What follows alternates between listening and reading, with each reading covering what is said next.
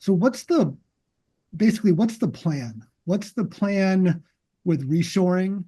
I don't I listen to the show Mondays and I'm sorry, mornings and afternoons.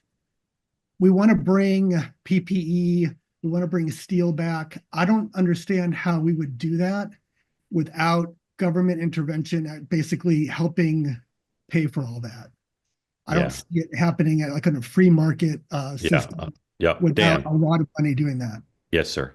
Great Bill, it's a question. great question that it's one of the reasons that both people who analyze markets and the economy are scratching their heads, because I think there's two things you would have to do. You would have to make tariffs so high that importing steel becomes costlier than purchasing it domestically. And or you would have to provide some sort of subsidy, whether from tax breaks or whatnot, somewhat the way kind of Boeing and Airbus have backdoor subsidies essentially to compete with each other to offset what would be the true cost of the product in the open marketplace. And this is where, when you look at not just steel, but textiles, all the different things that Trump talks about wanting to manufacture here, you scratch your head to say to get from here to there would take a decade, and at what cost? Because the price is going to increase because either the tariffs to purchase abroad or the domestic to produce here is going to make goods 30-40% more expensive. And how do people feel about those kind of the shock cost to the system? So look, first of all, I think President Trump's got a lot of had already gotten a lot of results, right? So you think about Hyundai, SoftBank, Apple, Taiwan, semiconductors, all of this reshoring is happening. Specifically on the issues of aluminum and PPE and pharma, I argue, and I believe it is kind of what Dan is touching on. There needs to be more of a policy follow-up. You can't just do this through pure tariff alone. There's got to be tax incentives. I don't know that you have to do direct subsidies, but you've got to do things that we declare in our national interest are critical to our survival. I think all of those qualify for that, right? And so there's a policy piece to this that Congress, even on immigration, that Congress needs to get involved in and enact legislation to incentivize that. So a company's not just worried about the next 3 years, but they've got some certainty that they can invest. So it could be R&D subsidies, R&D tax credits, whatever it is, but they've got to do things that incentivize the growth of industries here in the United States that are critical to our national security. That's the piece that I think is missing right now, that I think that they should be touting as well, because as a CEO, I think that would be probably a bigger thing. It's not just, hey, it's cheaper to do it here because of a tariff that another country's imposing, but we need to make it more friendly and more and incentivize it more to build and do business here.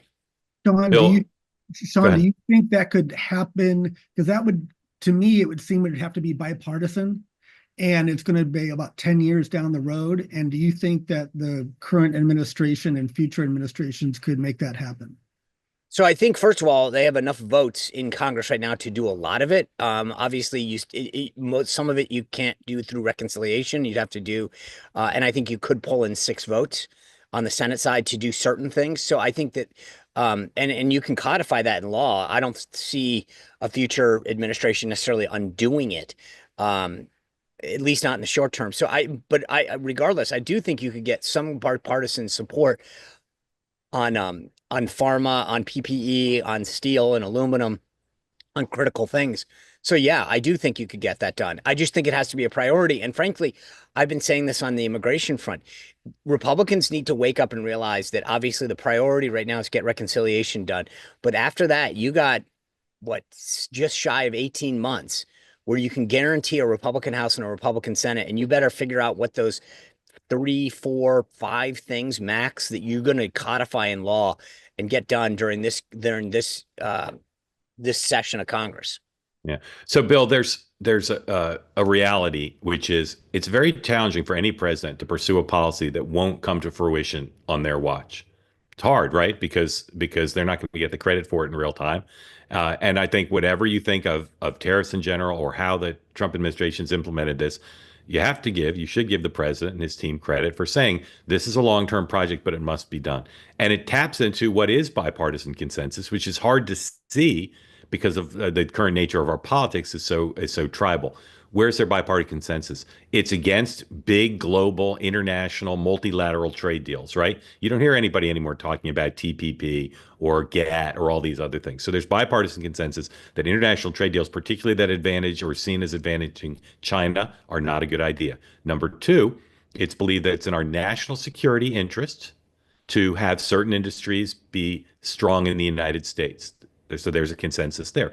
Three, there's consensus that tariffs used correctly are a good thing. Not everybody believes that, but that's pretty strong bipartisan consensus from Elizabeth Warren to Donald Trump that tariffs are a good thing. And finally, there's a belief that America is in long-term economic decline, that it is an intolerable status quo, and that something needs to be done to change that. And tariffs and bringing certain industries back here is seen as, again, bipartisan consensus, both in the country and in Congress and in Washington, as part of the solution to stemming that long-term decline. And I think if you're willing to put aside the tribalism for a minute and say, has this been executed perfectly? No. Is it got some real short-term downsides? Yes. Is it part of, consistent with the consensus about tariffs, America's role in the world, national security? It very much is. And that's why, you're right to be skeptical that these big pieces are going to happen. But that's the goal. And the alternative is to just let it all continue to go offshore and have America manufacture nothing and be incredibly susceptible to supply chain disruptions or global war with China, where China turns everything off all of a sudden. Mark, the only thing I'll say is I don't think it's that we're in economic decline. It's that manufacturing is in decline. America itself, in terms of people's belief that their kids and grandkids are going to have the same economic opportunity that they do. That's I think, more of an AI fear. But it's also a question of good jobs and good wages, and what can Americans do for a living that allows people to feel confident that their kids and grandkids are going to have a strong standard of living and meaningful work.